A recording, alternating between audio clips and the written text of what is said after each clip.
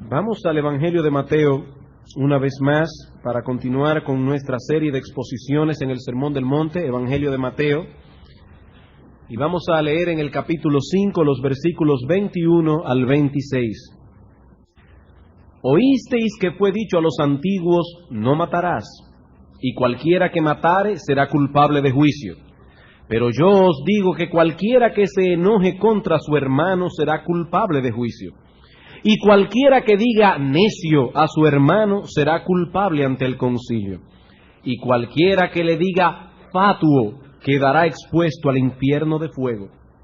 Por tanto, si traes tu ofrenda al altar y allí te acuerdas de que tu hermano tiene algo contra ti, deja allí tu ofrenda delante del altar y anda, reconcíliate primero con tu hermano y entonces ven y presenta tu ofrenda.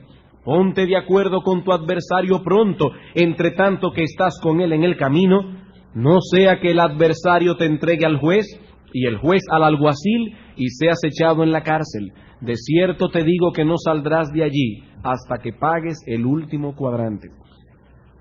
Como hemos visto ya a lo largo de esta serie de mensajes, en el Sermón del Monte el Señor Jesucristo está desarrollando lo que podríamos llamar en un lenguaje moderno y sobre todo en un tiempo preelectoral, lo que podríamos llamar su programa de gobierno como Mesías.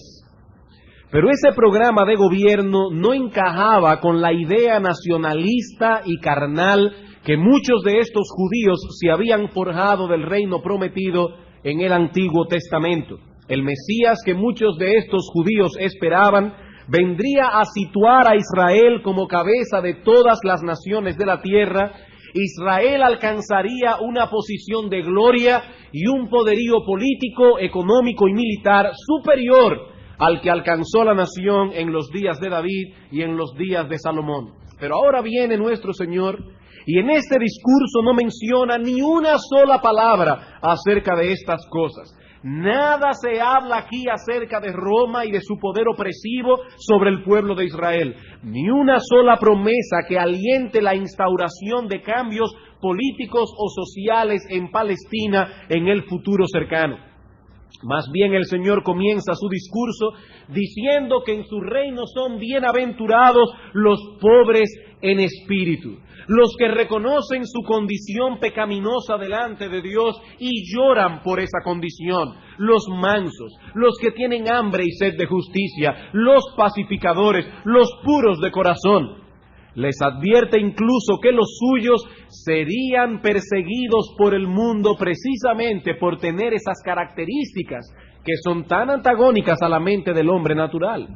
En el versículo 10 del capítulo 5 el Señor dice: bienaventurados sois cuando por mi causa os vituperen y os persigan y digan toda clase de mal contra vosotros mintiendo. Gozaos, alegraos, porque vuestro galardón es grande en los cielos. Asimismo persiguieron a los profetas que fueron antes que vosotros. No esperen aceptación, dice Cristo, esperen persecución.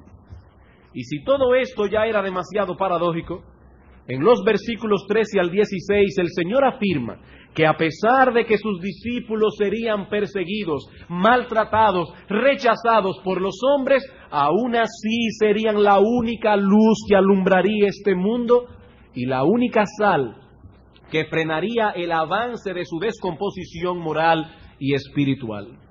Ante todas estas paradojas, es muy probable que algunos de estos judíos comenzaran a cuestionarse ¿qué relación tenía este Mesías con las Escrituras del Antiguo Testamento? Vamos a esperar un momentito. Es muy probable, repito, que estos judíos comenzaran a cuestionarse ¿qué relación tenía este Mesías con las Escrituras del Antiguo Testamento? Ellos pensaban que todas esas ilusiones que se habían forjado en su imaginación descansaban en las promesas de los profetas antiguos testamentarios. Y ahora se preguntaban, ¿sería acaso que este Mesías traía una revelación nueva? Una revelación que anulaba todo cuanto se les había enseñado por los escribas y fariseos y que supuestamente descansaba y se basaba en los escritos de Moisés y los profetas. Son estas interrogantes las que Cristo responde en los versículos 17 al 20, un texto que ya estudiamos, y lo hace estableciendo dos principios fundamentales. En primer lugar, que sus enseñanzas estaban en total y perfecto acuerdo con las Escrituras del Antiguo Testamento, versículo 17 al 19. No penséis que he venido para abrogar la ley o los profetas. No he venido para abrogar, sino para cumplir. Porque de cierto os digo que hasta que pasen el cielo y la tierra, ni una jota ni una tilde pasará de la ley hasta que todo se haya cumplido. De manera que cualquiera que quebrante uno de estos mandamientos muy pequeños, y así enseña a los hombres, muy pequeño será llamado en el reino de los cielos. Mas cualquiera que los haga y los enseñe, éste será llamado grande en el reino de los cielos. Yo no he venido a anular, yo no he venido a abrogar la ley o los profetas. Mi vida, mi obra, mis enseñanzas están en perfecto y total acuerdo con las Escrituras de Moisés y los profetas. Pero al mismo tiempo establece que sus enseñanzas estaban en total desacuerdo con la de los escribas y fariseos. Versículo 20, porque os digo que si vuestra justicia no fuere mayor que la de los escribas y fariseos, no entraréis en el reino de los cielos. Esto es básicamente todo lo que hemos visto hasta ahora en nuestras exposiciones del Sermón del Monte. A partir del versículo 21 y hasta el final del capítulo 5, el Señor va a ilustrar estos dos grandes principios que ya ha establecido en los versículos 17 al 20. Y lo hará estableciendo o a través de algunos ejemplos específicos, 6 ejemplos específicos que muestran la manera correcta como nosotros debemos interpretar el Antiguo Testamento en contraposición a la forma incorrecta en que lo hacían los escribas y fariseos. Como veíamos la semana pasada, cada una de estos ejemplos es introducido con la frase, oísteis que fue dicho, pero yo os digo. Y en cada uno de ellos, el Señor contrapone la verdadera interpretación de la ley a la interpretación tradicional generalmente aceptada por el pueblo. Como veíamos la semana pasada, el Señor no tenía conflicto con la ley en sí misma. Eso es lo que el Señor establece en los versículos 17 al 19. Su problema era más bien con la forma en que los escribas y fariseos interpretaban la ley. Y en el sermón pasado establecimos 4 principios que nos ayudarían a interpretar todo este pasaje en el capítulo 5 completo, principios que son comunes a los 6 ejemplos presentados aquí. Antes de entrar a ver cada uno de estos ejemplos por separado, empezamos con lo general para entonces llegar a lo particular. ¿Y cuáles son estos principios que debemos tomar en cuenta a la hora de estudiar estos ejemplos, estas ilustraciones?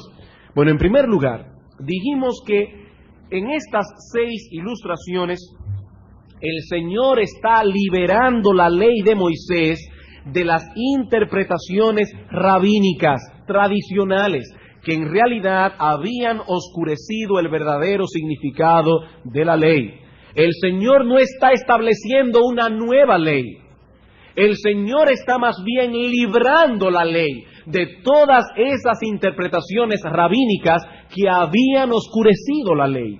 En segundo lugar, dijimos que en esas 6 ilustraciones Cristo nos enseña que debemos obedecer el espíritu de la ley y los principios que se derivan de ella y no quedarnos únicamente en la letra, el problema de los escribas y fariseos.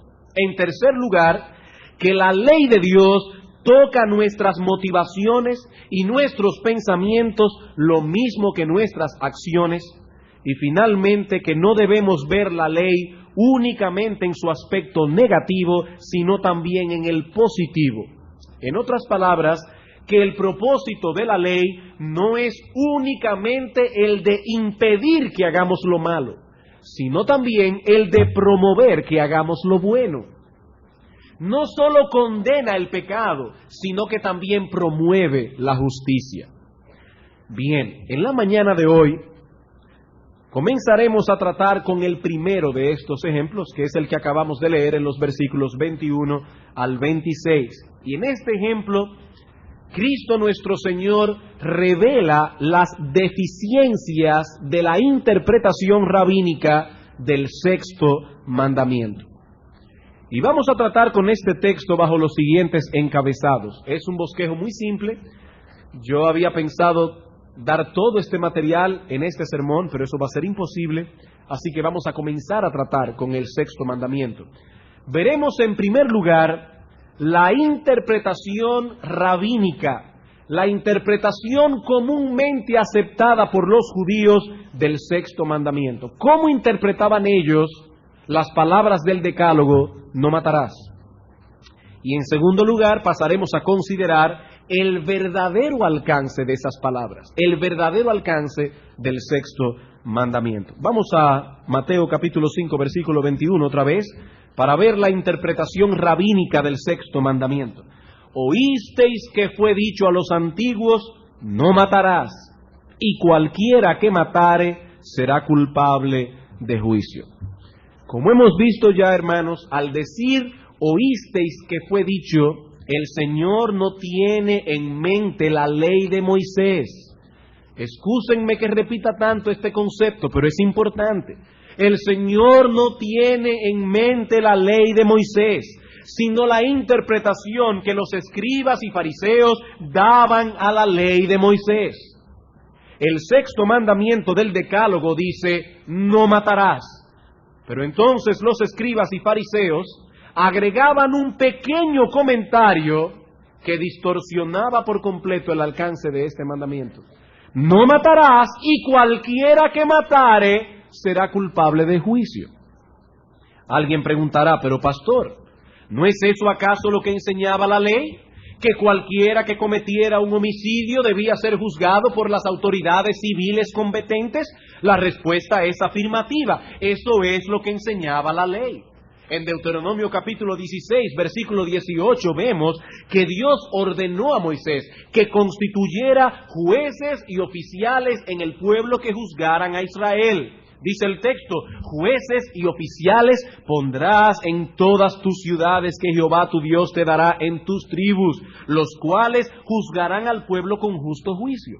Y no solo eso, sino que Dios estableció también cuál era la pena que se debía aplicar en caso de homicidio.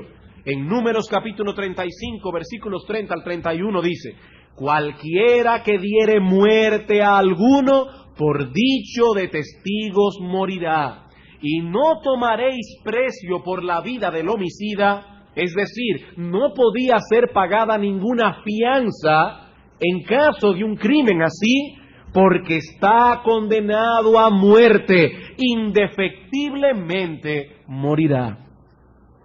Así que al afirmar que cualquiera que matare será culpable de juicio, los escribas y fariseos estaban repitiendo un concepto que estaba ciertamente contenido en la ley. Ellos no estaban inventándose una cosa que no estaba en la ley, no, hermanos, ese concepto estaba en la ley.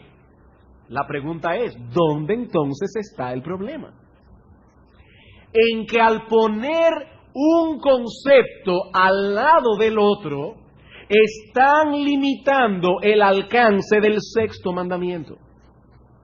El llevar a juicio a una persona que matare a otra era parte de la ley, pero no era todo lo que el sexto mandamiento implicaba.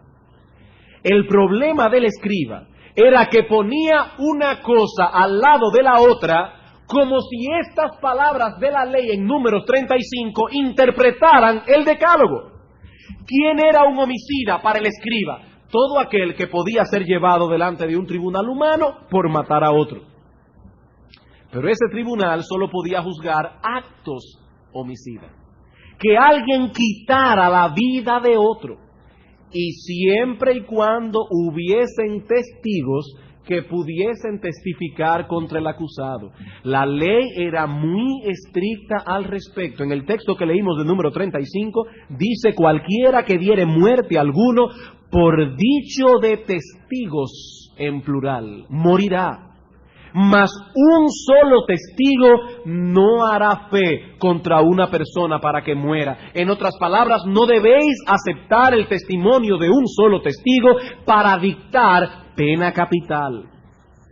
al citar el sexto mandamiento al lado de esta ley, estaban limitando el pecado a la acción homicida. No matarás, de acuerdo a este criterio, solo era violado cuando alguien cometiera un homicidio literal. Pero mientras no se llegaran a esos extremos, podríamos estar tranquilos. Esa es la idea que los escribas y fariseos estaban transmitiendo. Pero había otro problema envuelto en el asunto. Al citar ambas cosas juntas, una al lado de la otra, como si una interpretara a la otra, estaban limitando también las sanciones que acompañan al mandamiento. La idea que el escriba transmitiera esta: si alguna persona viola esta ley, será traído a juicio, y si es encontrado culpable, será castigado con la muerte. Todo eso es verdad, pero no es toda la verdad. No es toda la verdad. El sexto mandamiento es mucho más amplio en su alcance y los castigos que acompañan su violación son muchos más amplios también. La interpretación tradicionalista que estos judíos habían recibido y que era generalmente aceptada en los días del Señor como buena y válida, era totalmente inadecuada. El sexto mandamiento tiene que ver con el corazón. El sexto mandamiento tiene que ver con los sentimientos que albergamos en el corazón contra otras personas. El sexto mandamiento tiene que ver con las palabras que pronunciamos en un momento de ira y de indignación. Y el castigo que acompaña la violación de este mandamiento va mucho más allá que la pena capital impuesta por los hombres. Dice en Apocalipsis capítulo 21, versículo 28, que los homicidas tendrán su lugar en el lago que arde con fuego y azufre, que es la muerte segunda. Por eso dice Cristo, el problema no es únicamente que el que matare a otro será culpable de juicio, es que el que le diga fatuo a su hermano quedará expuesto al infierno de fuego. Si no alcanzamos a entender este mandamiento o cualquier otro mandamiento de las Escrituras, desde esta perspectiva, la ley de Dios, hermanos, no hará el efecto que debe hacer. ¿Cuál es el propósito primario de la ley? El propósito primario de la ley es mostrar el carácter justo de Dios para que de ese modo veamos el carácter injusto del hombre. Esa es la idea. El propósito de la ley es mostrarnos cuán pecadores somos. Como dice Pablo en Romanos capítulo 3, versículo 19, todo lo que la ley dice, lo dice a los que están bajo la ley, para que toda boca se cierre y todo el mundo quede bajo el juicio de Dios. Todo el que se mira en ese espejo de la ley, verá que se queda muy corto de alcanzar la justicia que Dios demanda. ¿Qué hace el fariseo? ¿Qué hace el escriba ante este problema? ¿Va delante de Dios buscando misericordia, pidiendo ser revestido con la justicia perfecta de Cristo? Por supuesto que no. El fariseo es demasiado orgulloso para hacer esto. Él tiene una manera distinta de resolver el problema. Él reduce el alcance del mandamiento para poder sentirse entonces justificado delante de los hombres. Como no puede alcanzar la norma que Dios exige, en vez de reconocer su impotencia, en vez de reconocer su pecado, en vez de clamar por misericordia, él se hace una norma que le venga a la medida de sus posibilidades. Él se hace un traje que le sirva. En los versículos siguientes, el Señor va a evidenciar la deficiencia de la interpretación farisaica, explicando lo que el sexto mandamiento implica en realidad. Hermanos, la solución no está en rebajar el mandamiento. La solución está en huir a Cristo clamando por misericordia. ¿Cuál es el alcance real del sexto mandamiento? En el versículo 22, habiendo considerado ya la interpretación farisaica, rabínica, veamos ahora el verdadero alcance de la ley. En el versículo 22, el Señor nos dice que el sexto mandamiento prohíbe algo más que el homicidio literal. Mientras que en los versículos 23 al 26 nos dice que el sexto mandamiento no solo prohíbe algo más que el homicidio, sino que también nos manda a que hagamos algunas cosas con el ofensor. En otras palabras, nos dice lo que no debemos hacer, versículo 22, pero también lo que debemos hacer si de veras queremos cumplir el espíritu de la ley y no quedarnos únicamente en la letra de la ley. Así que, hermanos, el sexto mandamiento contiene un aspecto negativo, versículo 22, un aspecto positivo, versículos 23 al 26. Comencemos ahora, y allí estaremos el resto de la mañana, con el aspecto negativo del mandamiento. Versículo 22. Pero yo os digo que cualquiera que se enoje contra su hermano será culpable de juicio, y cualquiera que diga necio a su hermano será culpable ante el concilio, y cualquiera que le diga fatuo quedará expuesto al infierno de fuego. En este texto el Señor amplía no solo el significado del mandamiento, sino también el castigo que acompaña la violación del mandamiento. Hermanos, ¿qué significan realmente las palabras no matarás? Bueno, es indudable y muy obvio que prohíben el homicidio. Eso está incluido sin lugar a dudas en el mandamiento.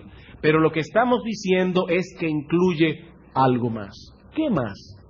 Bueno, al menos dos cosas más. En primer lugar, el sexto mandamiento prohíbe albergar en el corazón un enojo pecaminoso e injusto contra cualquier persona. El sexto mandamiento prohíbe el albergar un enojo pecaminoso en el corazón contra cualquier persona. Dice aquí, pero yo os digo que cualquiera que se enoje contra su hermano, el que se enoje con él, ya será culpable de juicio. Pero pastor, allí dice contra su hermano. Sí, pero debemos recordar que Cristo está hablando en un contexto judío y que ellos se llamaban hermanos unos a otros en el sentido racial. Así que este texto no se circunscribe únicamente a las relaciones familiares, no se circunscribe únicamente a las relaciones dentro de la iglesia. Este texto es mucho más amplio en su alcance. Lo que Cristo está diciendo es, cualquiera que alberga enojo, ira, resentimiento, amargura, odio en su corazón contra cualquier persona, está violando el espíritu de la ley. Así que culpable no es únicamente el que comete homicidio, sino también el que alberga en su corazón todos esos sentimientos malignos contra su hermano. Pastor, ¿significa esto que la ira, el enojo son pecaminosos? No necesariamente. No necesariamente. La ira y el enojo no son pecaminosos en sí mismos. La Biblia posee testimonios abundantes que demuestran y testifican que la capacidad de airarse es parte de la imagen divina en el hombre. Así como Dios es amor y lleno de bondad, así también las Escrituras nos enseñan que Dios posee una ira y un aborrecimiento infinito hacia el pecado y todas sus manifestaciones. Nuestro Dios es un Dios que tiene ira. Y hay un texto bíblico, podemos buscar muchos, pero hay un texto bíblico en el que se muestra esto de una manera muy evidente, Números capítulo 11. Números capítulo 11. En ese capítulo encontramos 3 ocasiones en que Dios se airó contra el pueblo de Israel. Números capítulo 11, versículos 1 al 3. Aconteció que el pueblo se quejó a oídos de Jehová, y lo oyó Jehová, y ardió su ira, y se encendió en ellos fuego de Jehová, y consumió uno de los extremos del campamento. Entonces el pueblo clamó a Moisés, y Moisés oró a Jehová, y el fuego se extinguió, y llamó a aquel lugar Tabera, porque el fuego de Jehová se encendió en ellos. Pero no bien acaban de pasar por esta experiencia, y dice en el versículo 4, y la gente extranjera que se mezcló con ellos tuvo un vivo deseo, y los hijos de Israel también volvieron a llorar, y dijeron, ¿quién nos diera a comer carne? Versículo 31. Y vino un viento de Jehová y trajo codornices del mar, y las dejó sobre el campamento, un día de camino a un lado y un día de camino al otro, alrededor del campamento, y casi 2 codos sobre la faz de la tierra. Entonces el pueblo estuvo levantado todo aquel día y toda la noche, y todo el día siguiente, recogiendo codornices. El que menos recogió 10 montones, y las tendieron para sí a lo largo alrededor del campamento. Aún estaba la carne entre los dientes de ellos, antes que fuese masticada, cuando la ira de Jehová se encendió en el pueblo, e hirió Jehová al pueblo con una plaga muy grande. Esta gente ve el poder de Dios manifestarse, y en vez de venir y decir: oh Dios, ¿qué hemos hecho? Perdónanos, comenzaron a comer carne como si nada hubiera estado pasando. Y dice la Biblia: la ira de Dios se encendió contra ellos.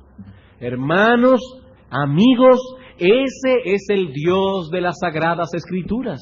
Ese es el mismo Dios que envió a su Hijo Jesucristo a morir en una cruz. Así que tenemos una imagen distorsionada de Dios cuando lo imaginamos como un ser impasible, un ser que nada le va ni le viene, un ser que es tan y tan bueno que puede sin ningún problema hacerse de la vista gorda de los pecados de sus criaturas. No, hermanos, el Dios de la Biblia no es así. Es un Dios infinitamente bueno, pero también infinitamente justo. Ah, no, pastor, eso es en el Antiguo Testamento. No, hermano, no, amigo, en Romanos capítulo 1, versículo 18, en el Nuevo Testamento, dice que la ira de Dios se revela desde el cielo contra toda impiedad e injusticia de los hombres que detienen con injusticia la verdad. Y es en el Nuevo Testamento donde dice que horrenda cosa es caer en las manos del Dios vivo.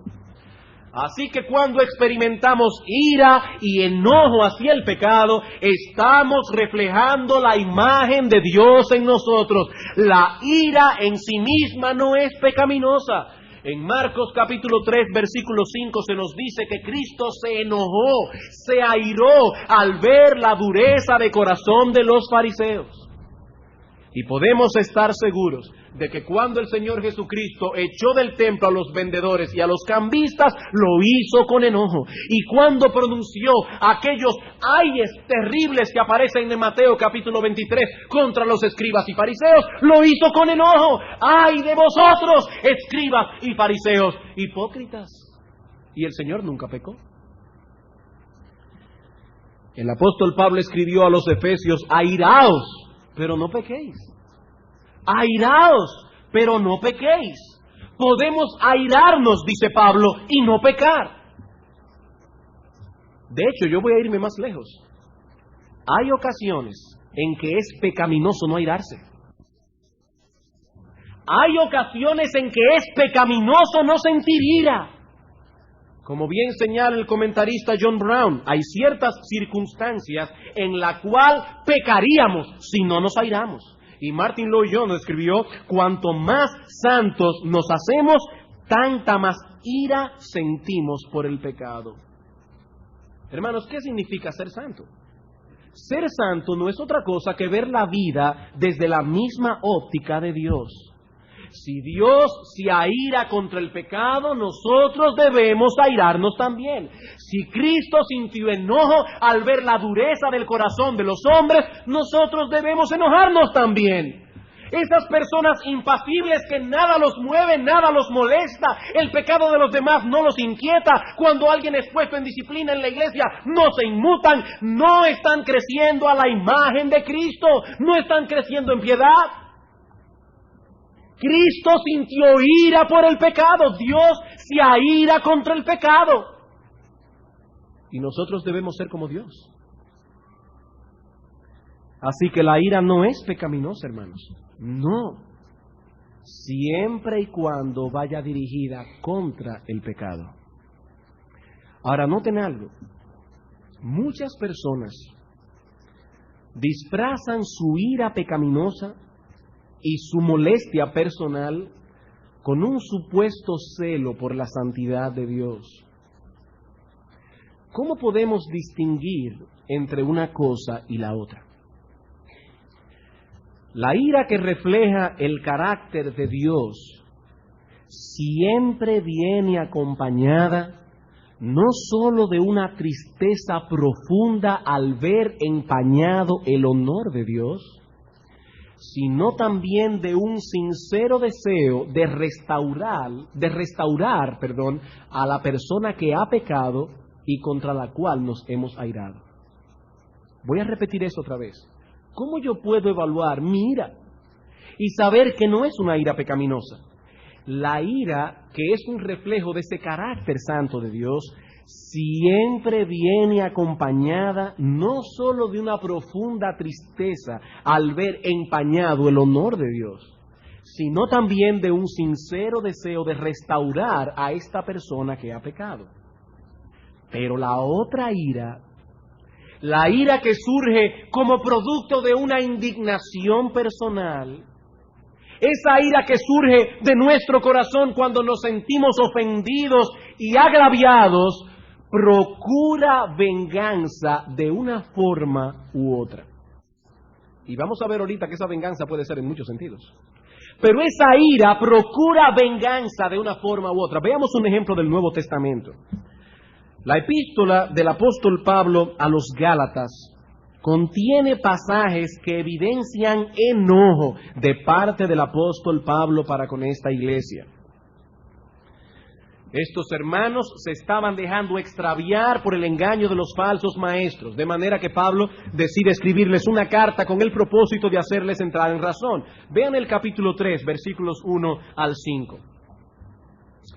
Oh Gálatas insensatos, ¿quién os fascinó para no obedecer a la verdad? A vosotros, ante cuyos ojos Jesucristo fue ya presentado ciertamente entre vosotros como crucificado. Esto solo quiero saber de vosotros. ¿Recibisteis el Espíritu por las obras de la ley o por el oír con fe? ¿Tan necios sois? Habiendo comenzado por el Espíritu, ¿ahora vais a acabar por la carne? ¿Tantas cosas habéis padecido en vano? Si es que realmente fue en vano. Aquel pues que os suministra el Espíritu y hace maravilla entre vosotros, ¿lo hace por las obras de la ley o por el oír con fe? Yo no sé ustedes, hermanos, pero cuando yo leo este texto, yo no puedo imaginarme al apóstol Pablo diciendo, oh Gálatas insensatos. No, yo creo que el apóstol Pablo estaba airado. Yo creo que el apóstol Pablo estaba enojado, que estaba sintiendo un profundo enojo en su corazón. Pablo está reprendiendo duramente a estos hermanos. Pero ¿cuál era su propósito? Vamos a Gálatas capítulo 4, donde Pablo descubre allí su corazón. Gálatas capítulo 4, versículo 12 al 20.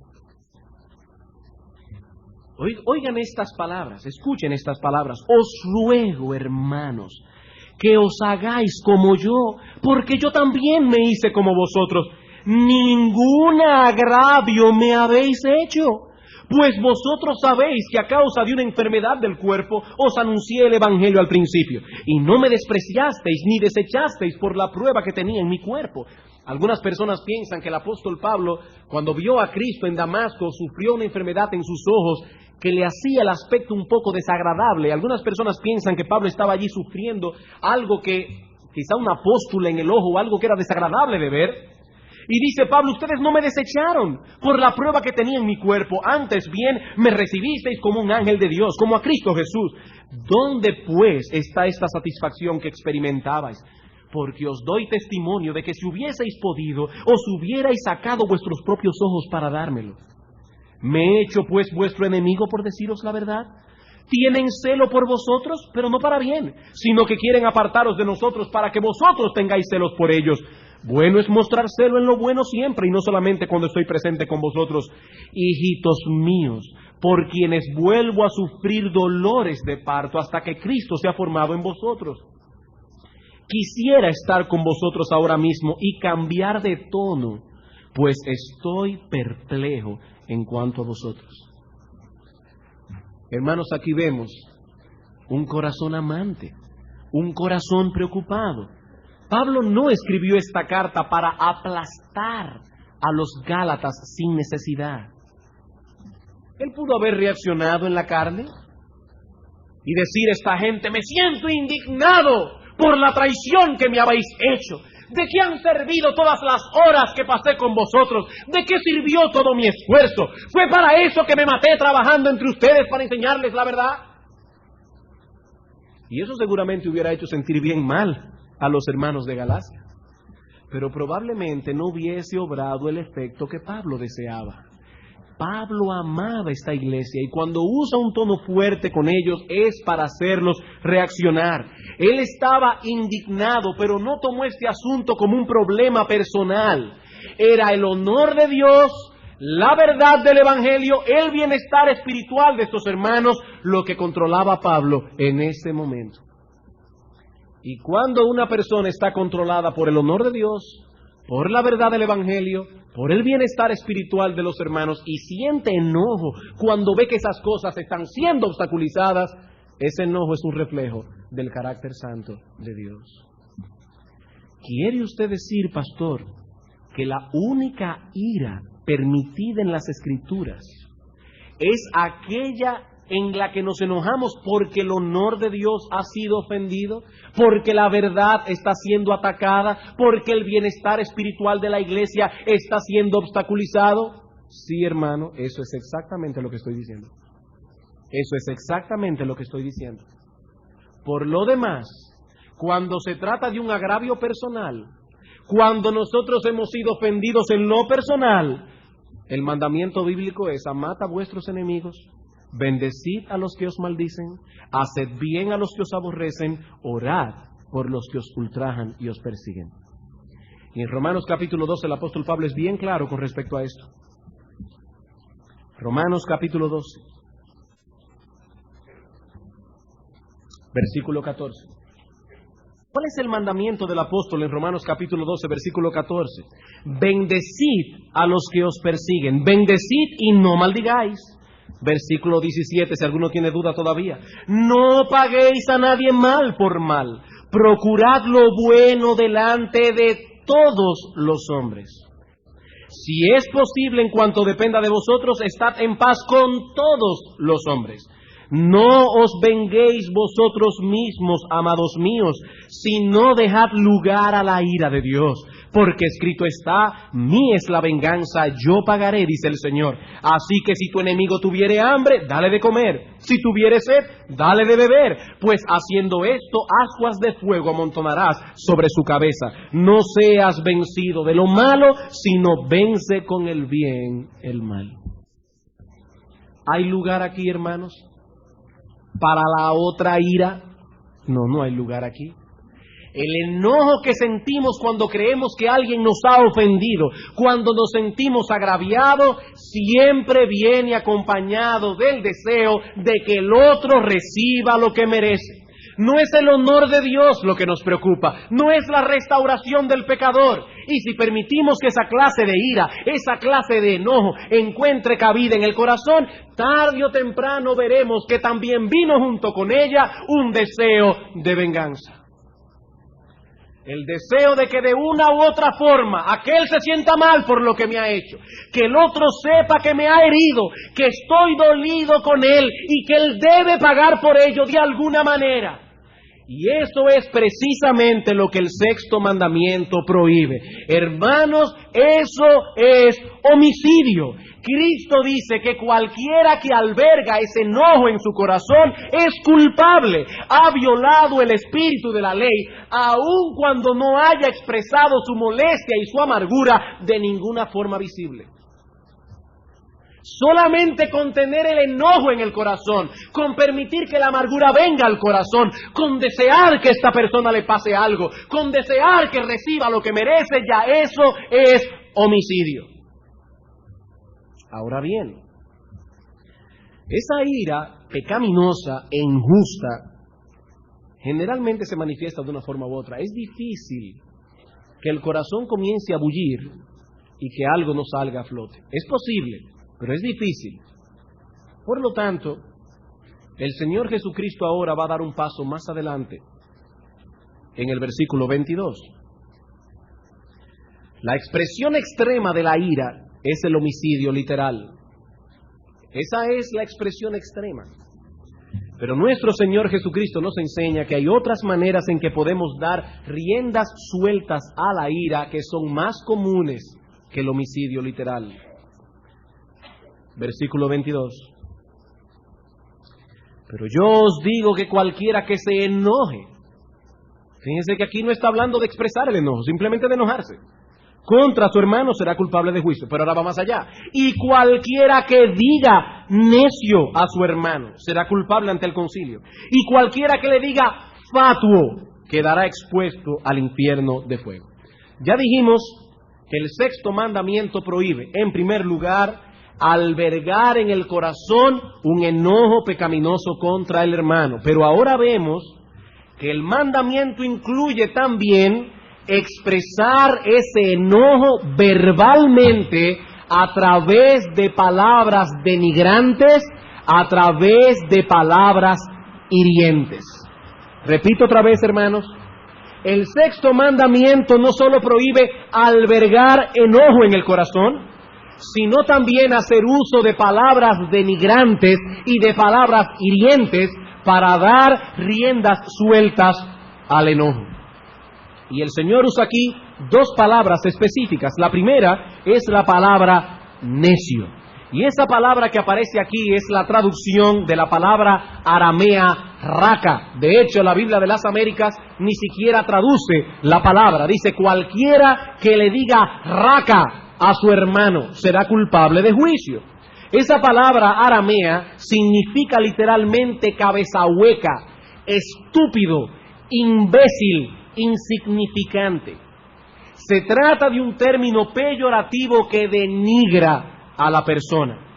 Cuando en un arrebato de ira usamos cualquiera de esos términos u otro que usted se sepa, con la finalidad de dar riendas sueltas a nuestro enojo y por supuesto con la finalidad de aplastar a la otra persona y de hacerla sentir como un imbécil, de hacerla sentir como un estúpido, de hacerla sentir como un insignificante, de hacerla sentir como un mime, usted ha cometido homicidio. Eso es lo que Cristo está diciendo. Eso es ser culpable del sexto mandamiento.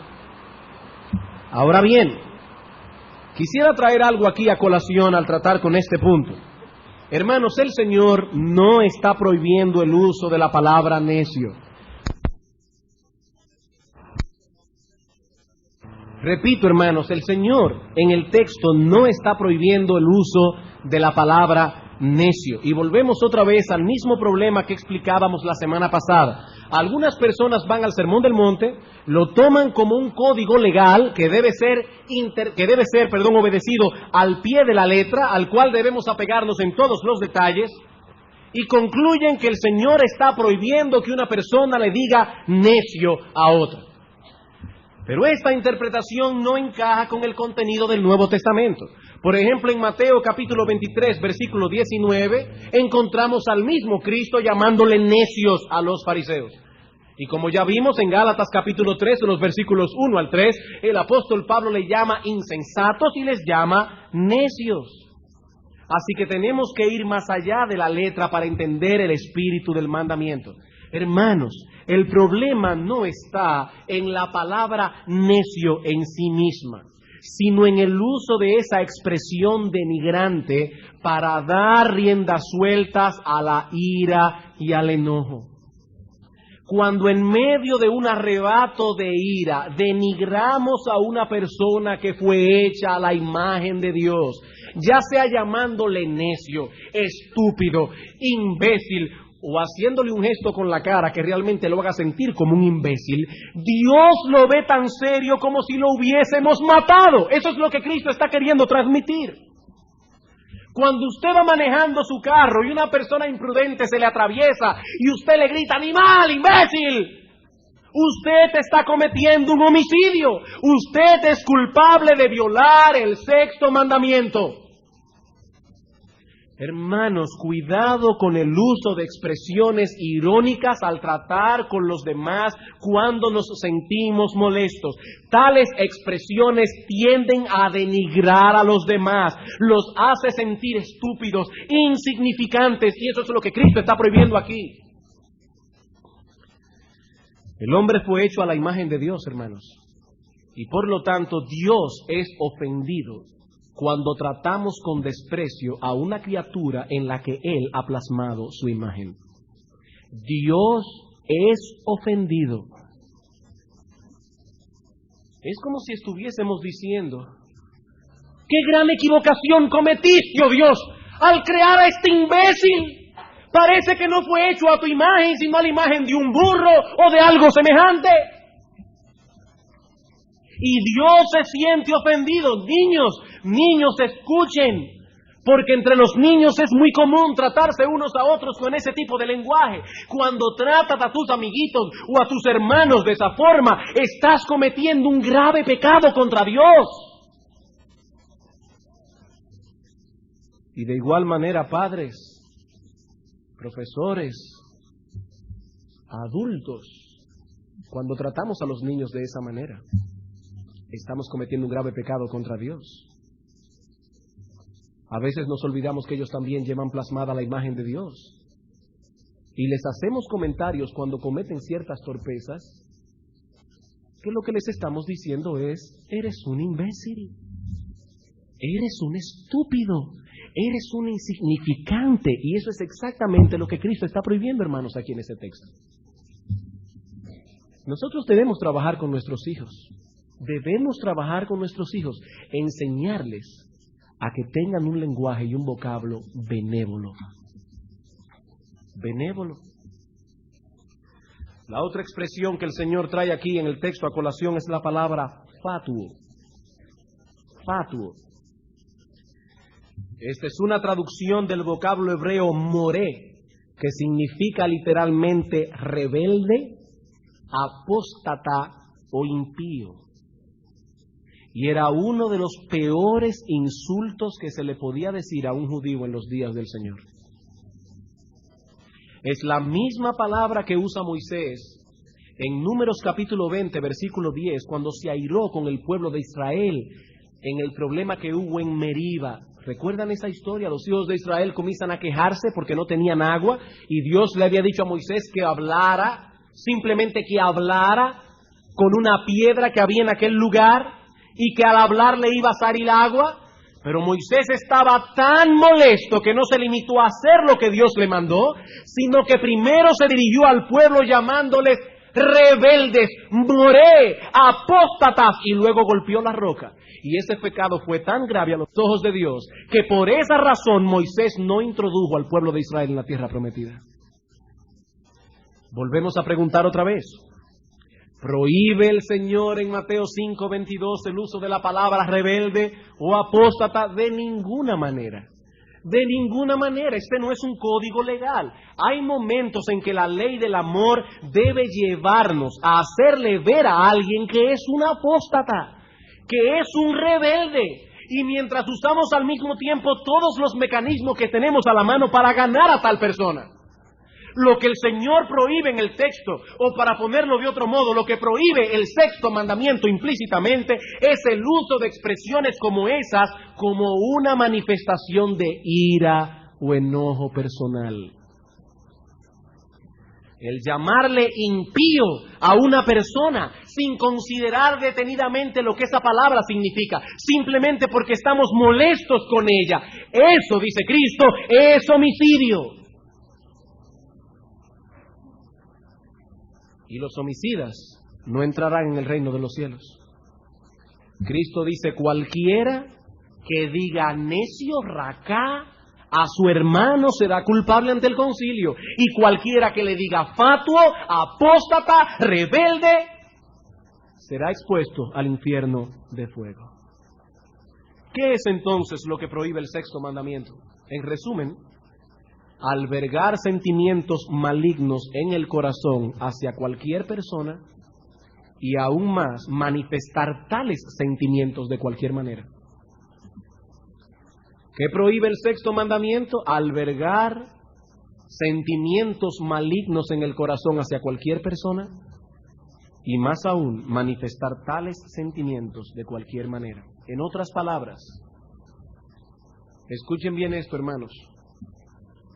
Lo que algunas personas llaman sinceridad, Cristo le llama homicidio.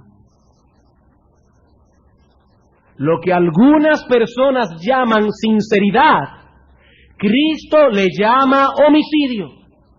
Hay muchas personas que se amparan en una supuesta sinceridad para dar riendas sueltas al enojo y a la ira que guardan en el corazón. Son personas rencillosas, vengativas, no pueden soportar el agravio en silencio, no pueden pasar por alto una ofensa. Y lo que esta persona piensa es, me siento airado con este, y lo correcto es que sea sincero y se lo haga saber. Yo deseo que se sienta mal por lo que ha hecho. Yo deseo que sepa que estoy herido. Yo deseo que él sepa lo que yo pienso de él, que para mí no es más que un imbécil y un animal. Sí, hermano, pero eso no es sinceridad. Expresar esas cosas no solamente revelan un corazón homicida, sino que es falta de dominio propio y de un espíritu perdonador. Eso no es sinceridad. Cristo dice que los ciudadanos de su reino no son así. Ahora noten, no estamos diciendo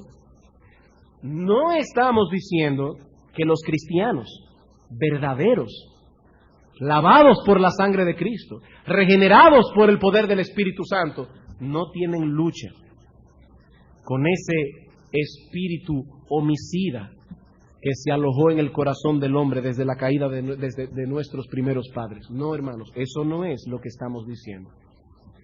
Los cristianos también tienen pasiones que combaten en sus miembros.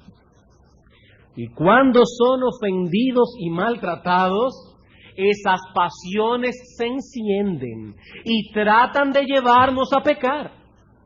¿Cuál es la diferencia entre el espíritu cristiano y el espíritu farisaico? La actitud que ambos asumen hacia ese problema. Esa es la diferencia. El fariseo no se inquieta cuando percibe que en su corazón hay enojo y amargura. Siempre y cuando él no mueva un dedo para hacerle daño al otro, él está tranquilo. Él desea, claro está, que a esa persona lo parta un rayo. Pero como él no ha tomado la iniciativa de hacerle ningún mal físico, él se siente justificado. Él se siente tranquilo. De hecho, el fariseo ni siquiera se inquieta cuando da riendas sueltas a su enojo. Él denigra a los demás, los trata como animales, pero como no ha traspasado la letra de la ley, como él no le ha quitado la vida a la otra persona, él no tiene nada de qué preocuparse. Esas expresiones airadas son un desahogo saludable. Así es que él bota presión. Él agarra a una persona y comienza a decirle de todo y después, me siento descargado. Pude decirle lo que había en mi corazón. Pero el cristiano verdadero no es así. El cristiano verdadero no es así. El creyente lucha contra esos sentimientos malignos que residen en su interior. Él los percibe también. Él se molesta también. Y cuando se da cuenta de que se ha dejado vencer por esos sentimientos malignos, se abate, se siente mal. Su conciencia ha sido activada y cuando usa palabras inadecuadas, su conciencia lo acusa y siente un terrible desasosiego en su interior, un terrible malestar. Así que no estamos diciendo aquí que el cristiano es perfecto. No estamos diciendo aquí que el cristiano siempre habla con bondad. No estamos diciendo que el cristiano siempre domina su ira, porque eso no es cierto. Eso no es cierto. Lo que estamos diciendo es que el cristiano enfrenta este problema desde una óptica muy diferente a la del hombre natural. Y claro está, el cristiano tiene un poder para refrenar su ira que el hombre natural no posee. Aquí no estamos diciendo que el cristiano continuamente está dejando salir su ira. Aquí estamos diciendo que eso a veces pasa. Eso a veces pasa, porque al que le pasa todo el tiempo es un homicida, y la Biblia dice que ningún homicida tiene vida eterna permanente en él. Eso dice la Biblia, y eso dice Cristo aquí. Los homicidas no entrarán al reino de los cielos, no entrarán. Pero el hombre natural ni siquiera acepta que eso sea un problema, él lo llama sinceridad, desahogo, o cualquier otra palabra que esconda la malignidad de ese pecado. Pero los creyentes tenemos la mente de Cristo.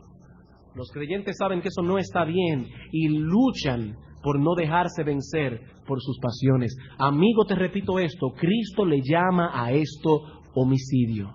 Y ningún homicida entrará en el reino de los cielos. Gálatas capítulo 5, versículo 19.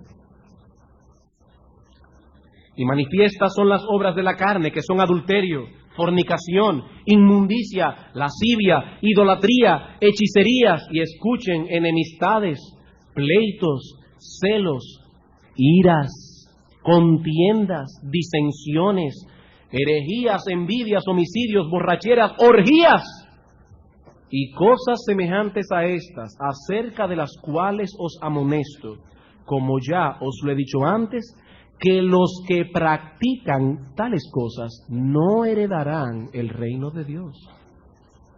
No heredarán el reino de Dios. Sí es cierto, todo creyente tiene que luchar con esas pasiones diariamente, unos más, otros menos.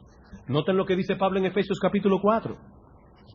Efesios 4:31, quítense de vosotros toda amargura, enojo, ira, gritería, maledicencia, toda malicia. El apóstol Pablo está escribiendo aquí a hermanos. Si eso no fuese un problema para los creyentes, ese texto estaría allí de más. Pero el inconverso no lucha con esas cosas. El inconverso no sabe lo que es inquietarse por esos sentimientos malignos que residen en el corazón. El inconverso se ofende cuando escucha que la palabra de Dios lo acusa de homicidio. Piensan que esa acusación es exagerada. Nos dicen incluso que en este mundo tan cruel no se puede ser manso, que hay que darse a respetar. Amigos, si esa es tu forma de pensar, eres un homicida. Y espero que las palabras de Cristo en esta mañana traspasen tu conciencia y quebranten tu corazón. Probablemente no habías visto las cosas desde esta óptica, pero debes saber que esa es la óptica de Dios. Es por eso que nadie puede salvarse cumpliendo los 10 mandamientos. Porque nadie en sus propias fuerzas puede vivir a la altura de lo que esos mandamientos demandan. Yo quisiera que alguien levantara la mano aquí en esta mañana y me dijera que no es un homicida. ¿Quién en esta mañana aquí se siente libre de homicidios? ¿Quién puede levantar la mano y decir yo nunca he matado a nadie? De acuerdo a la óptica de Dios, hermanos, somos homicidas. La salvación solo puede ser por gracia, por medio de la fe. Solo Cristo puede salvar al pecador poniendo en nuestra cuenta su justicia perfecta.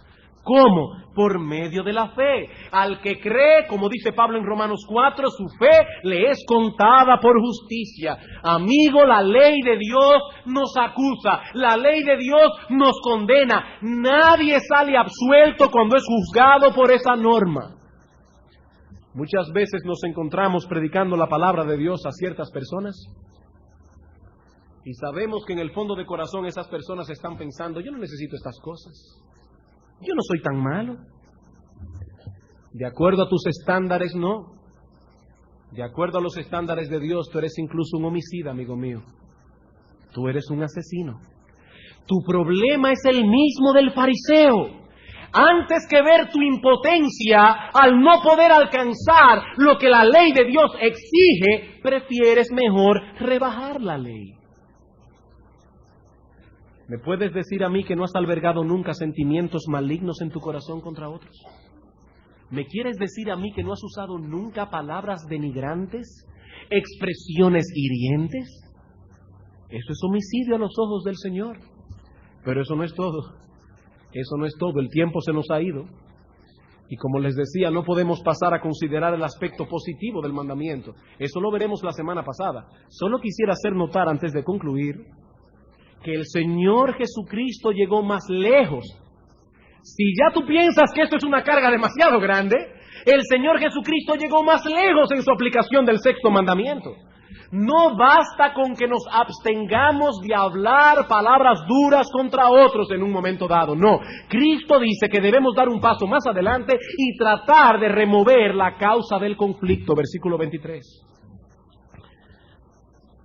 Por tanto, si traes tu ofrenda al altar y allí te acuerdas que tu hermano tiene un problema contra ti, deja allí tu ofrenda y ve y reconcíliate con tu hermano. no es únicamente el asunto de no hacer, es también hacer. No es dejar de hacer lo incorrecto, es hacer lo correcto. Pero eso lo veremos la semana que viene. Por ahora, que cada uno examine su corazón a la luz de lo que hemos visto hoy. ¿Estamos nosotros luchando contra esos sentimientos homicidas que residen en el corazón? ¿Sentimos nosotros un profundo pesar cuando somos vencidos por nuestras corrupciones en ese sentido? ¿O en realidad nunca habíamos visto la gravedad de este pecado? Amigo mío, si hoy te sientes convicto de pecado, te tengo una buena noticia. Una buena noticia. Qué bueno que la ley de Dios pudo traspasar tu conciencia, porque para eso fue que Dios dio la ley. Pero ¿sabes una cosa? Para eso vino Cristo, para limpiarnos de nuestros pecados por medio de su sangre preciosa. Él es la única ciudad de refugio en la cual podemos escondernos, porque nuestra culpa es grande a los ojos de Dios. Pero qué bueno es saber que las puertas de esa ciudad aún permanecen abiertas para todo aquel que llega humillado a ese lugar clamando por misericordia. Cristo dice, el que a mí viene, no importa que sea un homicida, yo no le echo fuera. Venid a mí y estemos a cuenta, que si vuestros pecados fueren como la grana, como la nieve serán emblanquecidos. Si fueren rojos como el carmesí, vendrán a ser como blanca lana. No mires únicamente tu pecado. Para eso está la sangre de Cristo, para purificarte de toda maldad.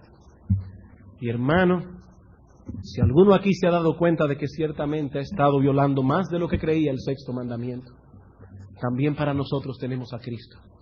También para nosotros tenemos a Cristo. Como decían los puritanos, por cada vez que tú mires tu pecado, mira 10 veces a Cristo. Mira 10 veces a Cristo.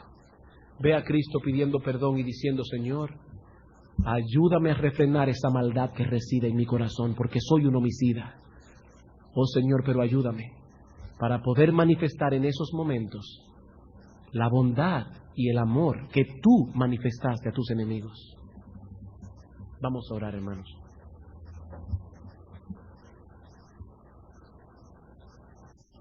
Al escuchar estas cosas, oh Señor, surge de nuestro corazón un clamor y una acción de gracias.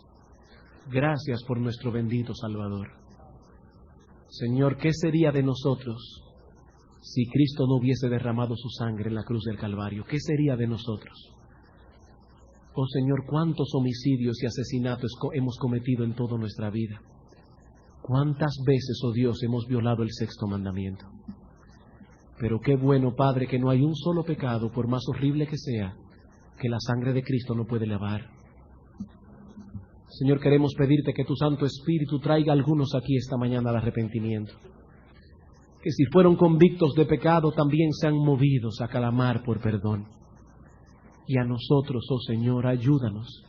Ayúdanos para que podamos seguir mortificando cada vez más el pecado remanente en nuestro cuerpo y que al mismo tiempo podamos desarrollar cada vez más aquellas características que reflejan en nosotros el carácter de Cristo. Ayúdanos, oh Señor, a crecer en compasión, a crecer en misericordia, en bondad, en amor, aun hacia aquellos que nos aborrecen y nos persiguen. Ayúdanos, oh Dios nuestro, porque en nuestras propias fuerzas nosotros no podemos. Te lo suplicamos en Cristo Jesús. Amén.